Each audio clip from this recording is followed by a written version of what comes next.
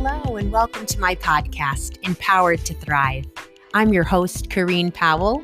I'm an intuitive guide, and I absolutely love helping people to heal from within so that they can create a life that they love, a life that they enjoy. We weren't meant to just tolerate and get through life. We were meant to thrive and enjoy the life we're living. Of course, we will have seasons and moments that are difficult and challenging. And the beauty of it is that we can be supported in those moments. I am here to be an aid and a guide to support you. And I hope that you will enjoy not only today's episode, but some of the past episodes if you haven't heard them yet. On this podcast, I talk about all things inner wellness. We also sprinkle in some spirituality and parenting, because as a mom to 3 kids, parenting is a big part of my life. I hope that you enjoy the episode and that there's at least one thing you'll pull from it and start to implement into your own life. If you want to follow me in other ways, you can find me on Instagram, Corrine_Change Radically, or on Facebook, Change Radically. Would you do me a favor and share this podcast with your friends if you hear an episode that resonates with you?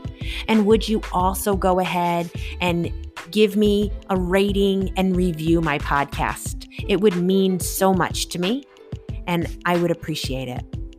I hope that you enjoy the episode and that we connect.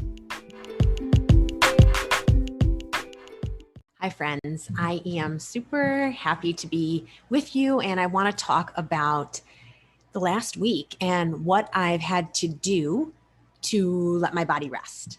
And I want to talk about this because I feel like it's relevant to all of us.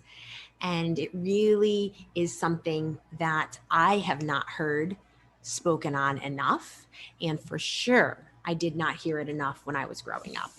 It was more or less looked down upon and taboo to slow down the pace of life and rest. And so I was very conditioned to go, go, go at the expense of my body, at the expense of my energy. And I learned to live that way. So for any of you listening that feel like you either saw modeled that lifestyle or you were surrounded by voices and mindsets that would have said to be productive is good and to be lazy is not, and to be lazy would have been defined as, say, watching a movie in the middle of the day or not getting up and doing when other people were busy doing things. So if I was in a room full of people that were all cleaning up, then I translated that to mean I needed to jump in and help them, even if it wasn't the best thing for me to do. And I know that this is not exclusive to me. So for any of you that identify, I first want to say you have full permission to take breaks, to be easy on yourself, to rest when you need, and to disappoint other people. By saying that, I'm not trying to minimize the fact that we need to also be responsible, stick with our commitments, have good follow through, and be productive. I believe there is space for both, to hold both. And it can look like rest as productivity. So this last week, I basically came to my office last Tuesday and knew the tasks I needed to do, but did not have the mental capacity to get those tasks done. So I stood here at my desk and I tried. And I said, nothing's coming. Like, I just can't make this happen. My work, of course, is very heart involved. And I can't just make that happen. If I'm going to write a caption to go along with a post that's going to show up on your social media feed, I need to be able to engage my heart with those words so that you and I are engaging as you read that caption. I just wasn't in that place last week. It was a slow, gradual buildup that had gotten me to that place. And I basically said, I need to clear my schedule for the following day and just rest. And that looked like taking a long nap. For me, I love being outdoors and walking. Moving your body is going to be a way to help yourself out. For me, it looks like taking a walk. I watched a movie in the middle of the day. That's something I don't typically do. The few times I'll sit with my kids and watch a movie during the day, it's very intentional. It's deliberate on my part. And I've at least gotten comfortable with that. But to watch a movie by myself really meant I was taking some R&R. And it was what I needed to do. I also made sure I didn't put pressure on myself, even though I was home. I didn't put pressure on myself to do housework, to take care of my kids. It was a day I was supposed to be in the office. So I treated it like a day off. And it was super nourishing to my body, to my mind, and to my soul. But it wasn't quite enough. So my next day in the office was going to be Saturday, which meant Thursday and Friday were my days with my kids. So on the days I'm with my children, my husband's working all day. I'm not just doing the cleaning and the cooking and the laundry, but I'm managing my kids and usually getting together with friends, especially since it's summertime and everyone's schedules are a little bit more open. We use those days to connect with friends for a few hours of each day. They're very busy and full days for me. They're actually more challenging than my days in the office because it's so different to be with your children and to be intentional in parenting than to do work you love. And I love my children and I love being their mom, but it is very demanding. It is hard work. And so all of that to say, by the time Saturday came and I was supposed to be going into my office again, I knew I wasn't there yet. I was not at a place that I was going to be able to sit down and write those captions to the posts. I wasn't in a place that I could have pushed myself on Saturday more so, whereas Tuesday I just couldn't even, I tried. I was in my office. I took a walk outdoors and came back into the office hoping I'd be able to integrate myself into my work. I did have my client sessions and that I was able to engage in a different sort of way.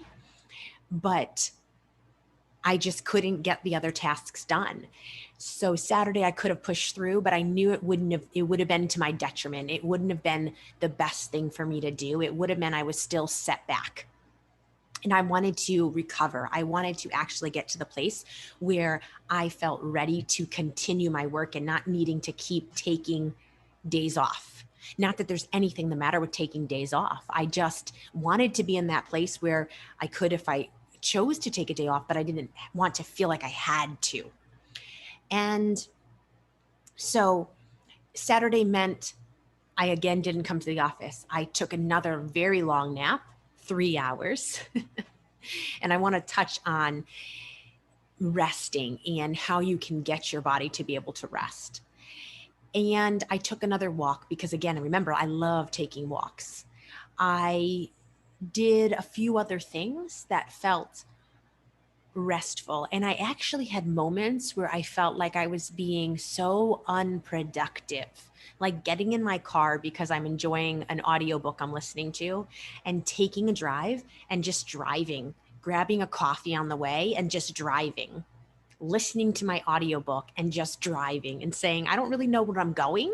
I just feel like I need to let myself have this space, that it doesn't make sense. It feels super like just as if I was almost lost, but not. And I let myself just drive. And then I landed in an area where I said, hey, let me see what park is nearby. And I found a park and I walked the trail. And I went home and I took a bubble bath. And I still felt sort of out of sorts. But I knew that I helped myself out by doing what I did.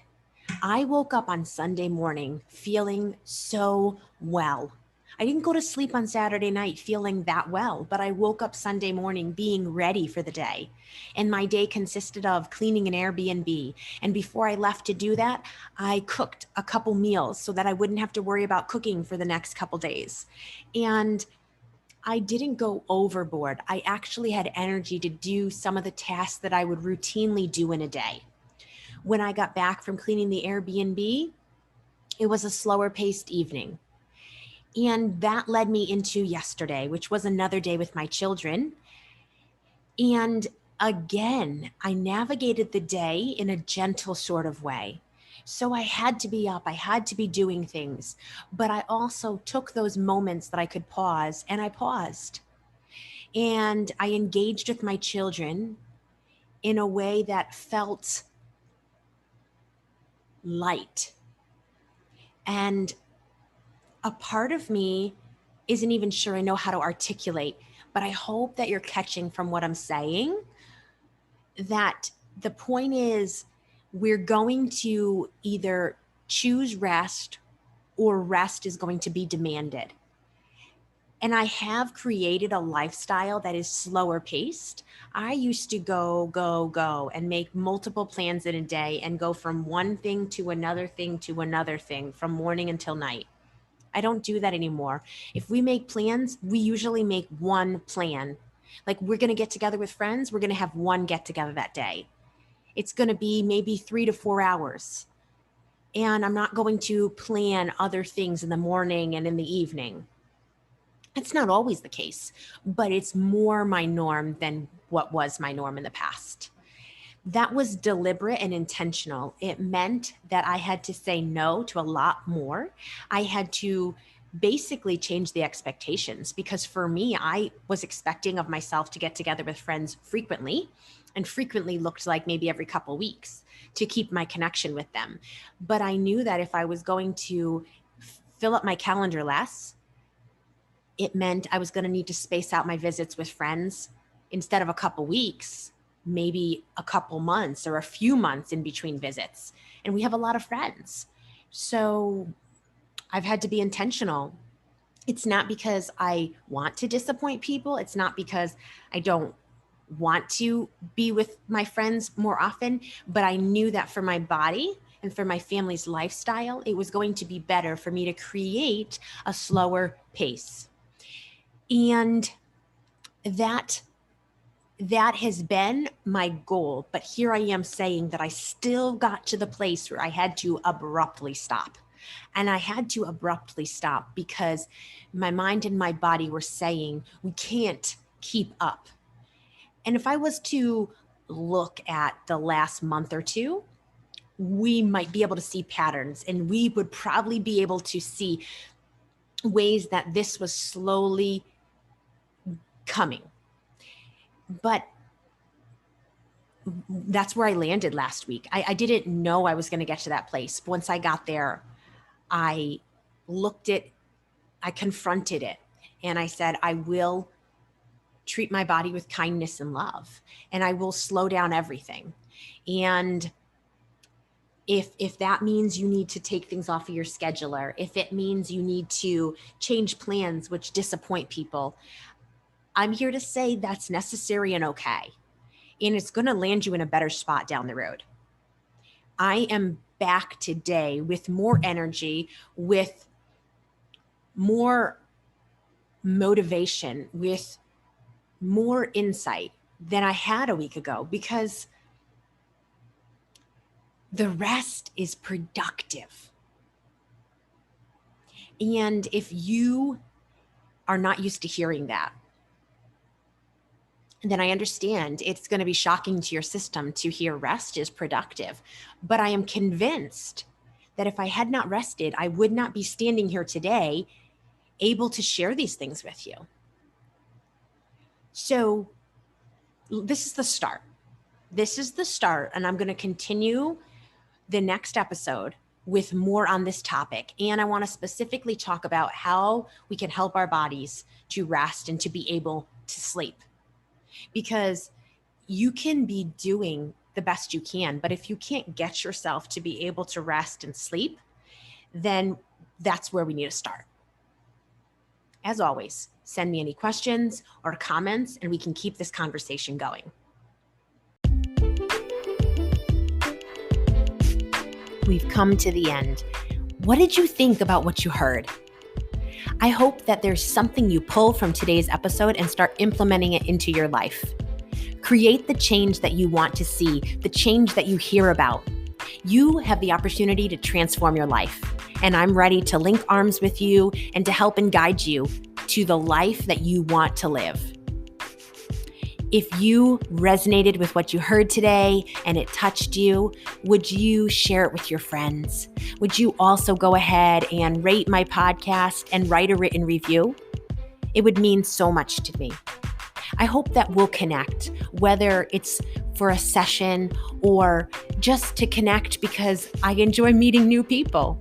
You can find me on Instagram, Kareen_Change Radically, or on Facebook, Change Radically. You can also always email me, Kareen@changeradically.com.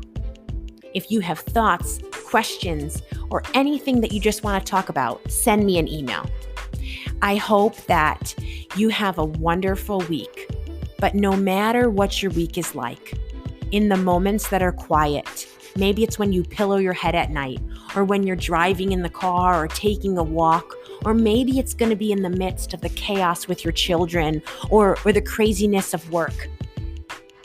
I hope that you'll remember how significant you are, that there is meaning and value to your life, and that I, for one, am so glad that you're alive. Catch you again next week.